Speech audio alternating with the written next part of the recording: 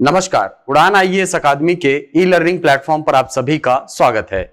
मैं हूं सुधीर वर्मा और पिछले वीडियो तक हमने 15 नवंबर तक के राष्ट्रीय समसामयिकी के करंट अफेयर को कवर कर लिया था।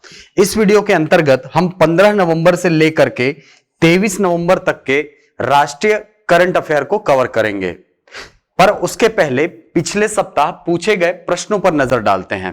पिछले सप्ताह मैंने आपको प्रश्न पूछा था कि यूनेस्को रचनात्मक शहरों का नेटवर्क में शामिल कौन सा शहर शामिल नहीं है। तो आइए इसके बारे में देखते हैं कि यूसीसीएन में शामिल भारत के शहर, देखिए 6 शहरों को शामिल किया गया है, मैंने बताया था, है ना। और सबसे जो नवीनतम है वो श्रीनगर है, जिसको हाल ही में शिल्प और लोक कला की कैटेगरी में शामिल किया गया है। ठीक, तो इसके अंतर्गत आपके पास ऑप्शन में देखिए जयपुर, वाराणसी, बेंगलुरु और मुंबई। तो यहां पर देखिए जयपुर है, वाराणसी है, चेन्नई भी है ना, मुंबई भी है, हैदराबाद और श्रीनगर। यानी यहां पर कौन सा नहीं है, तो बेंगलुरु इस लिस्ट में शामिल नहीं है। तो आपका आंसर हो जाएगा ऑप्शन नंबर सी। इस प्रकार के क्वेश्चन में हमसे गलती यह होती है कि हम पहला ही ऑप्शन देखते हैं, हाँ ये शामिल है करके इसको लगा देते हैं, लेकिन ऐसा नहीं करना है। प्रश्न को पूरा पहले ढंग से पढ़िए, ये जो नहीं लिखा है इसको अंडरलाइन करिए और उसके बाद फिर क्वेश्चन को सॉल्व करिए। चलिए, अगला प्रश्न आपको पूछा था कि नौसेना स्टाफ के अगले प्रमुख कौन नियुक्त किए गए हैं। तो इसका आंसर है आर हरि कुमार। पिछले वीडियो में मैंने आपको बताया था इनके बारे में, है ना। Vice admiral R Hari Kumar को नौसेना स्टाफ का नया प्रमुख नियुक्त किया गया है, क्योंकि जो मौजूदा नौसेना प्रमुख है करमवीर सिंह, वो रिटायर हो जाएंगे 30 नवंबर को, है ना। उसके बाद फिर ये अपना ये जो है ना, आर हरि कुमार, ये पदभार ग्रहण करेंगे। अगला क्वेश्चन आपको पूछा था कि अंतरराष्ट्रीय सौर गठबंधन में शामिल होने वाला 101वां सदस्य कौन सा है।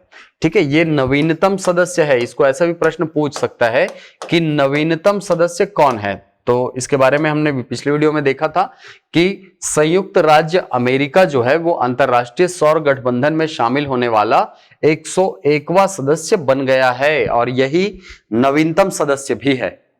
ठीक, तो इसका आंसर क्या हो जाएगा, ऑप्शन नंबर डी, संयुक्त राज्य अमेरिका। बहुत इंपॉर्टेंट है, इसको याद रखिएगा। ठीक, चलिए आगे बढ़ते हैं। अगला क्वेश्चन आपको पूछा था कि COP27 अंतरराष्ट्रीय जलवायु सम्मेलन का आयोजन कहां होगा। ऑप्शन था ईरान में, मिस्र में, चीन में या इंडोनेशिया में। तो इसका आंसर है मिस्र में। मिस्र में आयोजित होने वाला है COP27। अभी हाल ही में COP26 आयोजित हुआ है। COP26 आयोजित हुआ है ग्लासगो में। ठीक है, ग्लासगो में आयोजित हुआ है और अब जो COP27 है ये वर्ष 2022 में आयोजित होना है। ठीक, तो वर्ष 2022 का जो COP27 है वो मिस्र में आयोजित होगा। उसके बाद फिर वर्ष 2023 वाला जो है ये यूएई में आयोजित होना है। ठीक है, इसको भी ध्यान में रखिएगा। चलिए, अगला प्रश्न आपको पूछा गया था कि हाल ही में किस राज्य द्वारा कैसर ए हिंद तितली को राज्य तितली के रूप में मंजूरी दी गई है। ऑप्शन था मणिपुर, मिजोरम, असम या अरुणाचल प्रदेश। तो इसका आंसर है अरुणाचल प्रदेश। देखिए यहां पर हाल ही में अरुणाचल प्रदेश ने बड़ी और चमकीली रंग की तितली कैसर ए हिंद को राज्य तितली के रूप में मान्यता दी है। ठीक, तो याद रखिएगा इसको। इसका आंसर हो जाएगा ऑप्शन नंबर डी। देखिए इसके पहले वर्ष 2017-18 के आसपास, है ना, ब्लू मॉर्मॉन ये तितली जो है इसको महाराष्ट्र सरकार ने अपनी राज्य तितली के रूप में मान्यता दी थी। ठीक, और ये ब्लू मॉर्मॉन हमारे छत्तीसगढ़ में भोरमदेव अभ्यारण्य में पाया जाता है। याद रखिएगा इसको, है ना। भोरमदेव अभ्यारण्य जो है यहां पर ये पाया जाता है। क्लियर है, तो इसको अच्छे से याद रखिएगा। चलिए, अगला प्रश्न था मुंडा उलगुलान विद्रोह के नेतृत्वकर्ता कौन थे। तो इसके बारे में भी हमने अभी पिछले वीडियो में देखा था, है ना। मुंडा उलगुलान विद्रोह के नेतृत्वकर्ता कौन, बिरसा मुंडा। यह है बिरसा मुंडा जी। ठीक, और इनकी अभी हाल ही में 15 नवंबर को जयंती मनाई गई है। ठीक, चलिए तो अब आते हैं आज के हमारे पहले टॉपिक में। आज का पहला टॉपिक है ऑडिट दिवस। ऑडिट दिवस मनाया जाता है 16 नवंबर को। ठीक, क्यों मनाया जाता है आइए देखते हैं। 16 नवंबर 2021 को पहली बार ऑडिट दिवस का आयोजन किया गया। ऑडिट दिवस एक संस्था के रूप में भारत के नियंत्रक एवं महालेखा परीक्षक, ठीक है, जिसको हम क्या बोलते हैं, controller and audit general, CAG, की ऐतिहासिक उत्पत्ति और पिछले कई वर्षों में शासन, पारदर्शिता और जवाबदेही में उसके कार्य को चिन्हित करने के लिए मनाया जाता है। ठीक है, ये सीएजी जो होता है वो हमारे भारतीय संविधान के अनुच्छेद 148 से लेकर के अनुच्छेद 151 तक वर्णित है। ठीक है, इसका कार्य होता है जो जितने भी लेखा होते हैं उनसे संबंधित परीक्षण करना। ठीक, इसी में आगे पढ़ते हैं कि भारत के नियंत्रक और महालेखा परीक्षक भारत के संविधान के तहत एक स्वतंत्र प्राधिकरण है। एक स्वतंत्र प्राधिकरण के रूप में यह संस्था काम करती है। महालेखाकार का कार्यालय वर्ष 1858 में स्थापित किया गया था। ठीक है, 1858 में आपको पता होगा कि जो ब्रिटिश क्राउन है उसने जो भारत की बागडोर है वो अपने हाथों में ले ली थी ईस्ट इंडिया कंपनी से। ठीक, ईस्ट इंडिया कंपनी से सारा जो शासन का बागडोर था वो ब्रिटिश क्राउन के अंतर्गत चला गया था। ठीक, वर्ष 1947 में स्वतंत्रता के बाद भारतीय संविधान के अनुच्छेद 148 में भारत के राष्ट्रपति द्वारा एक नियंत्रक एवं महालेखा परीक्षक नियुक्त किए जाने का प्रावधान किया गया। तो याद रखिएगा, सीएजी की नियुक्ति कौन करता है? राष्ट्रपति करता है। राष्ट्रपति के द्वारा नियुक्त किया जाता है कंट्रोलर एंड ऑडिट जनरल। इसमें दो क्वेश्चन इंपॉर्टेंट है, एक ये कि किसके द्वारा नियुक्त होता है और दूसरा कौन से आर्टिकल में ये वर्णित है। तो आर्टिकल 148 में। ठीक, इसके आगे लिखा है कि वर्तमान में श्री गिरीश चंद्र मुर्मू भारत के नियंत्रक और महालेखा परीक्षक हैं। वर्तमान में भारत के सीएजी कौन है? श्री गिरीश चंद्र मुर्मू। आपको पता होगा जो जम्मू कश्मीर बना था, ठीक है, तो वहां के पहले एलजी भी बनाए गए थे ये। ठीक है, उसके बाद फिर इनको सीएजी बनाया गया है। ठीक, बहुत इंपॉर्टेंट है, याद रखिएगा। चलते हैं अगले टॉपिक पर। चलिए, अगला टॉपिक है पोचमपल्ली गांव, तेलंगाना। अभी हाल ही में तेलंगाना का ये जो गांव है पोचमपल्ली, उसको यूनाइटेड नेशन विश्व पर्यटन संगठन के द्वारा बेस्ट टूरिज्म विलेज का जो खिताब है वो दिया गया है। तो इसमें पढ़ते हैं कि हाल ही में तेलंगाना के पोचमपल्ली गांव को संयुक्त राष्ट्र विश्व पर्यटन संगठन द्वारा सर्वश्रेष्ठ पर्यटन गांवों में से एक के रूप में चुना गया है। देखिए कितना शानदार दृश्य है, ये पोचमपल्ली गांव का नजारा है। यहां पर घर है ना, यहीं पर बसा हुआ है और ये पहाड़ की चोटियां हैं। बहुत ही शानदार दृश्य है और यहां पर पर्यटन की बहुत सारी संभावना है, इसीलिए इसको चुना गया है सर्वश्रेष्ठ पर्यटन गांव के रूप में। यह पुरस्कार दिसंबर 2021 में मैड्रिड में UNWTO महासभा के 24वें सत्र के अवसर पर प्रदान किया जाएगा। यह उतना इंपॉर्टेंट नहीं है, इंपॉर्टेंट है इसका नाम। ठीक, इसमें आगे पढ़ते हैं कि केंद्रीय पर्यटन मंत्रालय ने एक ग्रामीण पर्यटन नीति का भी मसौदा तैयार किया है, जो न केवल हमारे गांवों में पर्यटन को बढ़ावा देगी बल्कि स्थानीय कला और शिल्प को पुनर्जीवित करेगी तथा ग्रामीण अर्थव्यवस्था को बढ़ावा देगी। तो अभी आपको पिछले ही वीडियो में जो छत्तीसगढ़ का करंट अफेयर है उस वीडियो में मैंने बताया था, अबुझमाड़ शिल्प महोत्सव चल रहा है। ठीक है, तो उसी के अंतर्गत उसका उद्देश्य क्या है? जो वहां के लोकल कल्चर है, लोकल जो शिल्प है, उसको विश्व स्तर पर प्रख्यात करना, यह उसका उद्देश्य है। ठीक है, तो इसी तरह प्रयास किया जा रहा है केंद्रीय पर्यटन मंत्रालय के द्वारा, और केंद्रीय पर्यटन मंत्रालय के ही प्रयासों का परिणाम है कि अभी ये जो पोचमपल्ली गांव है उसको सर्वश्रेष्ठ पर्यटन गांव के रूप में चिन्हित किया गया है। इस पोचमपल्ली गांव की और कुछ विशेषताएं हैं, जैसे पोचमपल्ली तेलंगाना के नलगोंडा जिले का एक कस्बा है और इसे अक्सर उत्कृष्ट साड़ियों के लिए भारत के सिल्क सिटी के रूप में जाना जाता है, जिसे इकत नामक एक अनूठी शैली के माध्यम से बुना जाता है। देखिए यहां पर एक सिल्क की साड़ियां बनाई जाती है, ये जो पोचमपल्ली गांव है वहां पर। और इस इकत शैली, ठीक है, ये एक शैली है विशेष प्रकार की, याद रखिएगा। इस इकत शैली को जीआई टैग भी मिल चुका है ना, जीआई टैग मिला हुआ है वर्ष 2014 से। ठीक है, तो इस लिहाज से भी ये बहुत महत्वपूर्ण है। पोचमपल्ली इकत शैली को वर्ष 2004 में एक भौगोलिक संकेत यानी जीआई, ज्योग्राफिकल आइडेंटिफिकेशन के रूप में दर्ज किया गया है। तो यहां से भी इंपॉर्टेंट बन जाता है कि ये जो यहां पर आप देख पा रहे हैं, है ना, ये रेशम की साड़ियां हैं, सिल्क की साड़ियां हैं ये। ये सिल्क की साड़ियां हैं और इस कलाकारी को जीआई टैग मिल चुका है भारत सरकार के द्वारा। क्लियर है? चलिए अगला टॉपिक देखते हैं। अगला टॉपिक महत्वपूर्ण व्यक्तित्व से है, बलवंत मोरेश्वर बाबा साहेब पुरंदरे। शिवाजी का जो हम इतिहास पढ़ते हैं उसमें बहुत बड़ा योगदान है बाबा साहेब पुरंदरे का। इनका अभी हाल ही में निधन हो गया है। आइए जानते हैं इनके बारे में कि हाल ही में भारत के प्रसिद्ध इतिहासकार और लेखक बाबा साहेब पुरंदरे का निधन हो गया। इनका परिचय जानते हैं कि बलवंत मोरेश्वर का जन्म 29 जुलाई 1922 को महाराष्ट्र में हुआ था। इन्हें बाबा साहेब पुरंदरे के नाम से जाना जाता है। वे एक लेखक और इतिहासकार थे तथा छत्रपति शिवाजी महाराज के जीवन पर किए गए अपने लेखन के लिए प्रसिद्ध थे। इन्हें शिव शाहिर के नाम से भी जाना जाता था। देखिए शिव शाहिर के नाम से ये हैं बलवंत मोरेश्वर या बाबा साहेब पुरंदरे। ठीक, इनको जाना जाता था शिव शाहिर के नाम से। ठीक, इसी में आगे पढ़ते हैं कि उन्हें मराठा राजा छत्रपति शिवाजी पर लेखन कार्य में प्राधिकार प्राप्त था और उन्हें बहुत कम उम्र में शिवाजी के जीवन और उपलब्धियों पर लेखन कार्य शुरू कर दिया था। बहुत कम एज में इन्होंने शिवाजी पर लिखना प्रारंभ कर दिया था।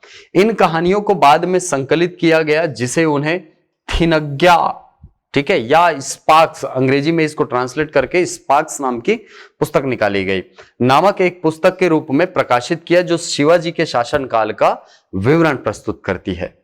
बाला साहेब पुरंदरे के अन्य कार्यों में नारायण राव पेशवा की जीवनी, राजा शिव छत्रपति और केसरी नामक पुस्तकें शामिल हैं। इसके अलावा उन्हें उनके लोकप्रिय नाटक जनता राजा के लिए जाना जाता है जिसे वर्ष 1985 से 5 भाषाओं में प्रकाशित किया गया था। लेकिन ये मूल रूप से मराठी में था, इसको भी याद रखिए। मूल रूप से ये जो नाटक है जनता राजा है ना, ये मराठी भाषा में लिखा गया था। ठीक, और वर्ष 2019 में उन्हें पद्म विभूषण से सम्मानित भी किया गया था। ठीक, तो ये हैं बलवंत मोरेश्वर या बाबा साहेब पुरंदरे। इनको वर्ष 2019 में पद्म विभूषण की उपाधि से नवाजा गया था। ठीक, चलते हैं अगले टॉपिक पर। चलिए अगला टॉपिक है भारत अंतरराष्ट्रीय विज्ञान महोत्सव 2021। आपने इसका नाम सुना होगा IISF, ठीक है, इंडियन इंटरनेशनल साइंस फेस्टिवल। देखिए क्या है, हाल ही में केंद्रीय पृथ्वी विज्ञान मंत्रालय द्वारा भारत अंतरराष्ट्रीय विज्ञान महोत्सव का 7वां संस्करण जो है ये लॉन्च किया गया है। ये आयोजित होने वाला है गोवा के पणजी में और ये आयोजित होगा 11 से लेकर के 13 दिसंबर तक। आगे पढ़ते हैं कि वर्ष 2021 की थीम जो है वो है समृद्ध भारत के लिए विज्ञान, प्रौद्योगिकी एवं नवाचार में रचनात्मकता का जश्न मनाना। यह वर्ष 2015 में शुरू किया गया। IISF एक वार्षिक कार्यक्रम है जिसे देश का सबसे बड़ा मंच माना जाता है। यह विश्व के छात्रों, जनता, शोधकर्ताओं, नवप्रवर्तनकर्ताओं और कलाकारों को लोगों एवं मानवता की भलाई के लिए विज्ञान का अभूतपूर्व अनुभव प्राप्त करने के लिए एक साथ लाता है। देखिए ये जो IISF है बेसिकली उसमें साइंस से जुड़ी हुई काफी सारी फिल्में दिखाई जाती है, ठीक है, और इसके अलावा बहुत सारे जो नए प्रोजेक्ट्स हैं उनकी बात की जाती है। तो ये एक नवाचारी है ना, नवाचारी एक कार्यक्रम है जो वर्ष 2015 में प्रारंभ किया गया था और इसके माध्यम से जितने भी साइंस से जुड़े हुए लोग हैं उनको प्रोत्साहित किया जाता है। ठीक है, तो याद रखिएगा इसका आयोजन स्थल गोवा के पणजी में इसको आयोजित किया जाएगा और 10 से लेकर के 13 दिसंबर तक इसका आयोजन होगा। ठीक, यहां पर लोगो आप देख पा रहे हैं, है ना, इंडिया इंटरनेशनल साइंस फेस्टिवल ये है। ठीक, चलिए चलते हैं अगले टॉपिक पर। चलिए अगला टॉपिक भी महत्वपूर्ण व्यक्तित्व से जुड़ा है। महत्वपूर्ण व्यक्ति हैं सौरव गांगुली। क्यों चर्चा में है, आइए देखते हैं। हाल ही में BCCI अध्यक्ष सौरव गांगुली को ICC पुरुष क्रिकेट समिति का अध्यक्ष नियुक्त किया गया है। याद रखिएगा इसको, पहले से ही BCCI के अध्यक्ष हैं सौरव गांगुली जी और अभी हाल ही में जो ICC पुरुष क्रिकेट समिति है इसके अध्यक्ष भी बनाए गए हैं। ठीक है, सौरव गांगुली अनिल कुंबले का स्थान लेंगे जिन्होंने अपना अधिकतम 3 वर्ष का कार्यकाल पूरा कर लिया है। ठीक है, ये जो कमिटी है इसके अध्यक्ष का कार्यकाल होता है 3 वर्ष का। तो अभी जस्ट पिछला कार्यकाल किसका था? अनिल कुंबले जी का था, उनका कार्यकाल खत्म हुआ। अब सौरव गांगुली उस कमेटी के अध्यक्ष होंगे। चलते हैं अगले टॉपिक पर। चलिए, अगला टॉपिक है रेजांग ला। आपको पता होगा कि 1962 में हमारा चाइना के साथ युद्ध हुआ था। उस युद्ध के दौरान ये जो रेजांगला नाम का दर्रा है, वहां पर मेजर शैतान सिंह की टुकड़ी जो है वो भारतीय सेना का प्रतिनिधित्व कर रही थी। उस समय जो चाइनीज सैनिक है वो जबरदस्ती घुस आए थे हमारे क्षेत्र में। तो ये यहां पर जो शैतान सिंह जी हैं, ठीक है, ये मेजर शैतान सिंह, इन्होंने काफी वीरता के साथ उस आक्रमण को रिटेलिएट किया था, उसका मुंह तोड़ जवाब दिया था। हालांकि उस लड़ाई में मेजर शैतान सिंह जो है, ठीक है, इनका नाम है मेजर शैतान सिंह, और इनके साथ 98 जवान जो है वो शहीद हो गए थे, वो वीरगति को प्राप्त हो गए थे। तो इन्हीं को याद करने के लिए इनके स्मारक के रूप में ये जो रेजांग ला वीर स्मारक है, इसे अभी हाल ही में उद्घाटित किया गया है। तो आइए पढ़ते हैं इसके बारे में कि रक्षा मंत्री राजनाथ सिंह ने हाल ही में वर्ष 1962 के भारत चीन युद्ध के दौरान रेजांगला की लड़ाई की बरसी पर रेजांगला में पुनर्निर्मित वॉर मेमोरियल का उद्घाटन किया है। यहां पर आप देख पा रहे हैं फोटो में, यह है रेजांगला वीर स्मारक या वॉर स्मारक।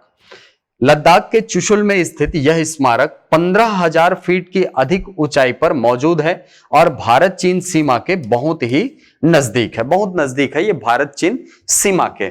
इसी में आगे पढ़ते हैं कि यह 13 कुमायूं रेजिमेंट की चार्ली कंपनी के सैनिकों का सम्मान करता है, जिन्होंने 1962 के युद्ध के दौरान कैलाश पर्वतमाला और आसपास के क्षेत्रों की रक्षा की थी।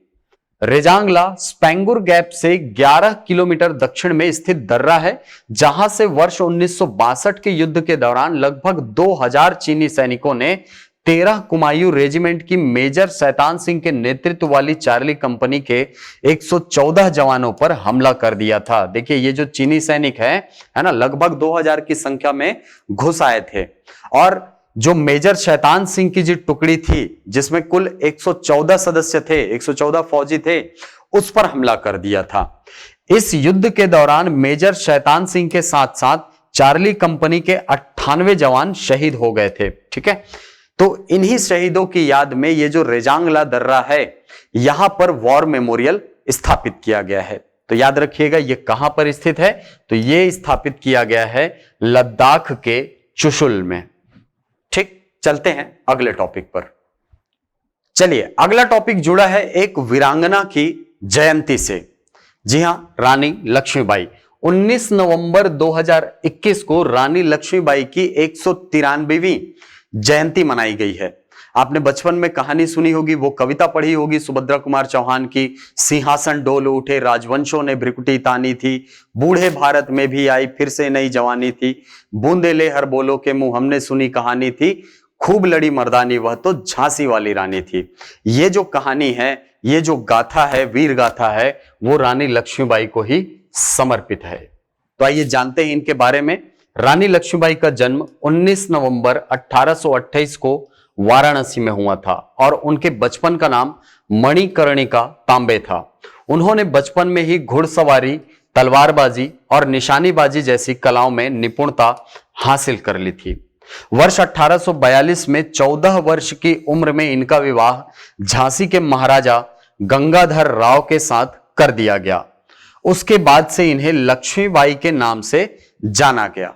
आगे का इनका जीवन, महाराजा की मृत्यु हो जाती है ना, और महाराजा की मृत्यु के बाद अंग्रेजों ने व्यपगत सिद्धांत, आपने डलहौजी का नाम सुना होगा, डलहौजी का जो ये सिद्धांत था, उसके अनुसार यदि किसी राज्य में उत्तराधिकारी नहीं है तो वो राज्य जो है वो अंग्रेजी शासन के अधीन आ जाता था। तो इसे कहा जाता था व्यपगत सिद्धांत। इस व्यपगत सिद्धांत का हवाला देते हुए महाराजा के दत्तक पुत्र दामोदर राव को झांसी के सिंहासन का कानूनन उत्तराधिकारी स्वीकार करने से इंकार कर दिया। हालांकि रानी ने पहले ही बच्चा गोद ले लिया था। इस बच्चे का नाम क्या था? दामोदर राव। ठीक है, इस बच्चे को कानूनी अधिकार देने से मना कर दिया डलहौजी ने। इस सिद्धांत के मुताबिक यदि ईस्ट इंडिया कंपनी के प्रत्यक्ष या अप्रत्यक्ष नियंत्रण में आने वाले किसी रियासत के शासक के पास कानूनी तौर पर पुरुष उत्तराधिकारी नहीं है तो कंपनी द्वारा इस रियासत का अधिग्रहण कर लिया जाएगा। ये ब्रिटिश शासन का, ठीक है, यह जो कंपनी थी ईस्ट इंडिया कंपनी, उसका सिद्धांत था। अब रानी लक्ष्मीबाई ने इस व्यवस्था का विरोध किया और जून 1857 में रानी लक्ष्मीबाई के नेतृत्व में झांसी में विद्रोह प्रारंभ हो गया। यह वही समय था जिस समय मंगल पांडे जी ने विद्रोह किया था। उसके बाद मेरठ की कंपनी के भारतीय सिपाहियों ने विद्रोह किया था। तत्पश्चात यह विद्रोह कानपुर, बरेली, झांसी, दिल्ली, अवध आदि स्थानों तक फैल गया। 1857 के विद्रोह में रानी लक्ष्मीबाई की काफी महत्वपूर्ण भूमिका मानी जाती है। इतनी बड़ी भूमिका थी कि जब एक अंग्रेज अधिकारी को इस युद्ध के उपरांत पूछा गया था कि कितने पुरुष इस युद्ध में लड़े, तो उन्होंने जवाब दिया था केवल एक पुरुष लड़ा था, उसका नाम है रानी लक्ष्मीबाई। ठीक, झांसी की सुरक्षा करते हुए ईस्ट इंडिया कंपनी के साथ साथ हुए युद्ध में 17 जून 1858 को रानी लक्ष्मीबाई को वीरगति प्राप्त हुई थी। ठीक, तो रानी लक्ष्मीबाई की जयंती मनाई गई है अभी हाल ही में। कब मनाया जाता है तो याद रखेगा 19 नवंबर को। ठीक, और इस साल 193वीं जयंती जो है ये मनाई गई है। चलते हैं अगले सेक्शन में। अगला टॉपिक है स्वच्छ सर्वेक्षण 2021। आपने अभी हाल फिलहाल में बहुत ज्यादा न्यूज में सुना होगा कि छत्तीसगढ़ है जो है वो उसको सबसे ज्यादा स्वच्छ राज्य का दर्जा मिला है। तो ये जो दर्जा है वो स्वच्छ सर्वेक्षण 2021 के आधार पर दिया गया है। आइए पढ़ते हैं इसमें कि स्वच्छ सर्वेक्षण 2021 में स्वच्छ एवं अपशिष्ट मुक्त होने संबंधी स्टार रेटिंग प्राप्त करने वाले 342 शहरों को सम्मानित किया जाएगा। इसमें 9 जो है वो 5 सितारा शहर हैं, यानी 5 स्टार सिटी हैं, 166 3 स्टार सिटी हैं और 167 1 सितारा शहर यानी 1 स्टार सिटी शामिल हैं। स्वच्छ सर्वेक्षण के इस छठे संस्करण में 4320 शहरों ने हिस्सा लिया था, जिससे यह विश्व का सबसे बड़ा शहरी स्वच्छता सर्वेक्षण बन गया है। आगे पढ़ते हैं कि केंद्र सरकार के वार्षिक स्वच्छता सर्वेक्षण में इंदौर को लगातार 5वीं बार सबसे स्वच्छ शहर घोषित किया गया है। ठीक है, तो इस साल भी स्वच्छता सर्वेक्षण में टॉप में कौन सा सिटी है तो इंदौर है। स्वच्छ शहरों में दूसरा स्थान सूरत को और तीसरा स्थान विजयवाड़ा को प्राप्त हुआ है।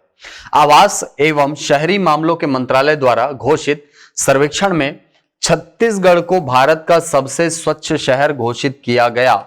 यह आपके लिए बहुत इंपॉर्टेंट है। ठीक, क्या क्या इंपॉर्टेंट है? एक तो इंदौर इंपॉर्टेंट है और दूसरा छत्तीसगढ़ को भारत का सबसे स्वच्छ शहर घोषित किया गया है, ये इंपॉर्टेंट है। सर्वेक्षण में वाराणसी को स्वच्छ गंगा शहर की श्रेणी में प्रथम पुरस्कार प्राप्त हुआ है। ठीक, आपको पता होगा कि जो गंगा के तट पर बसे हुए शहर हैं उनकी अलग से रैंकिंग निकाली जाती है, तो इसी के अंतर्गत जो बनारस है वाराणसी उसको प्रथम स्थान प्राप्त हुआ है। चलते हैं अगले सेक्शन में। चलिए, अगला सेक्शन प्रश्नोत्तर का सेक्शन है। पहला प्रश्न है, वर्तमान में भारत के नियंत्रक और महालेखा परीक्षक कौन है? तो इसका आंसर आप हमको कमेंट बॉक्स में बताएंगे। अगला प्रश्न है, इकत शैली किस राज्य से संबंधित है? अभी पढ़ा थोड़ी देर पहले हमने। ऑप्शन है तमिलनाडु, आंध्र प्रदेश, कर्नाटक या तेलंगाना। तो इसका आंसर भी आप हमको कमेंट बॉक्स में बताएंगे। अगला प्रश्न है, भारत अंतरराष्ट्रीय विज्ञान महोत्सव कहां आयोजित किया जाएगा? ऑप्शन है पणजी गोवा, मुंबई महाराष्ट्र, बेंगलुरु कर्नाटक या कलकत्ता पश्चिम बंगाल। तो इसका आंसर भी आप हमको कमेंट में बताइए। अगला प्रश्न है, हाल ही में किसे आईसीसी पुरुष क्रिकेट समिति का अध्यक्ष नियुक्त किया गया है? ऑप्शन है सौरव गांगुली, अनिल कुंबले, विवियन रिचर्ड्स या सचिन तेंदुलकर। तो इसका आंसर भी आप हमको कमेंट बॉक्स में बताएंगे।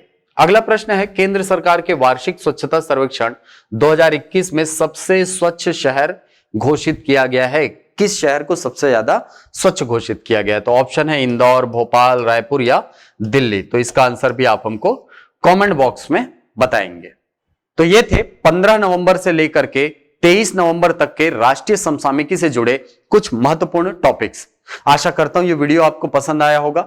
यदि वीडियो पसंद आए तो इसे लाइक करें, शेयर करें, यूट्यूब पर कमेंट करें, अपना उत्तर दें। मिलते हैं अगली कक्षा में कुछ नई जानकारियों के साथ, कुछ नए तथ्यों के साथ। तब तक के लिए धन्यवाद।